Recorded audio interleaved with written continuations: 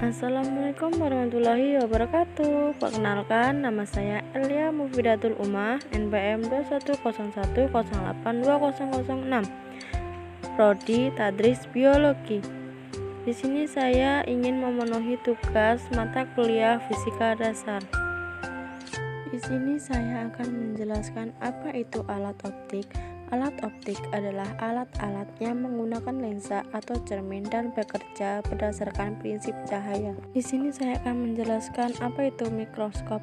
Mikroskop adalah alat yang digunakan untuk melihat benda-benda reknik, misalnya bakteri atau virus. Objek yang diamati dapat diperbesar hingga ratusan kali. Komponen utama mikroskop adalah beberapa lensa cembung. Berikut ulasan bagian mikroskop dan fungsinya. Lensa okuler. Lensa okuler merupakan bagian optik mikroskop yang berada dekat dengan observer atau mata pengamat. Lensa ini berfungsi membentuk bayangan yang bersifat maya, tegak, diperbesar sehingga bayangan tersebut dapat dilihat langsung oleh observer. Sementara lensa objektif merupakan bagian-bagian mikroskop yang berada dekat dengan objek yang sedang diamati. Lensa ini berfungsi membentuk bayangan pertama yang bersifat nyata, terbalik, dan diperbesar. Tabung mikroskop atau disebut sebagai tubus merupakan bagian non-optik mikroskop yang berfungsi untuk mengatur fokus. Fungsi berikutnya dari tubus adalah sebagai bagian penghubung antara lensa okuler dengan lensa objektif. Bagian mikroskop berikutnya ada makrometer atau disebut juga pemutar kasar yang terletak di bagian lengan mikroskop. Makrometer berfungsi menaikkan atau menurunkan tabung mikroskop atau tubus dengan cepat. Berikutnya ada mikrometer atau disebut sebagai pemutar halus dengan ukuran yang lebih kecil dari makrometer. Mikrometer ini berfungsi menaikkan atau menurunkan tabung mikroskop atau tubus dengan lambat. Revolver atau disebut dengan pemutar lensa berfungsi mengatur pembesaran lensa objektif untuk mempermudah pengaturan nilai pengamatan dari mikroskop tersebut. Revolver sebagai tuas penyangga dalam mengoperasikan bagian ini cukup dengan memutar ke kanan atau ke kiri.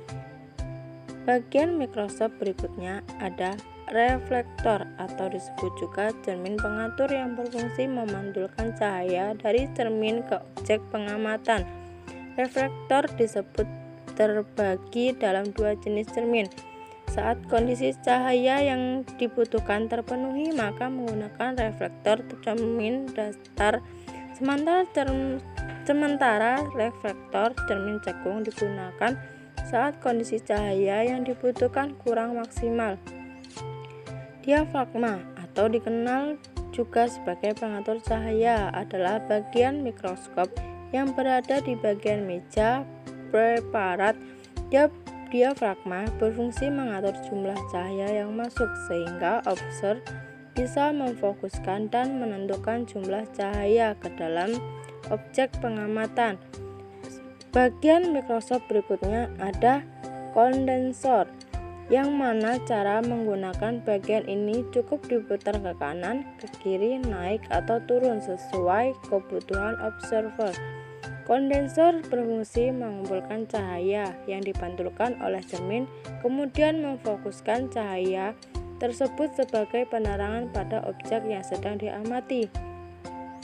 Berikutnya ada meja mikroskop atau disebut juga meja kerja yang berfungsi sebagai alas dan tempat untuk meletakkan objek pengamatan sesuai fungsinya.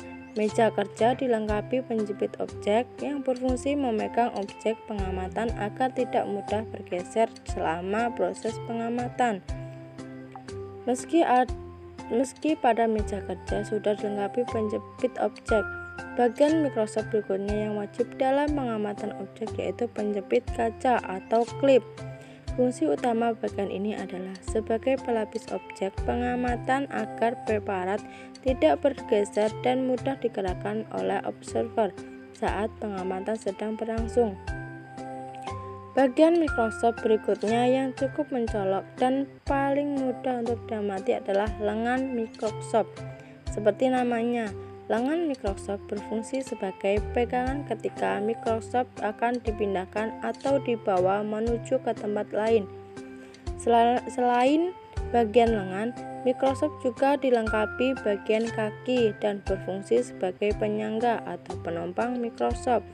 Ketika meletakkan alat laboratorium ini pada bidang yang terbilang tidak datar, bagian ini membuat posisi mikroskop tetap stabil tanpa khawatir akan terjatuh atau terbalik posisinya.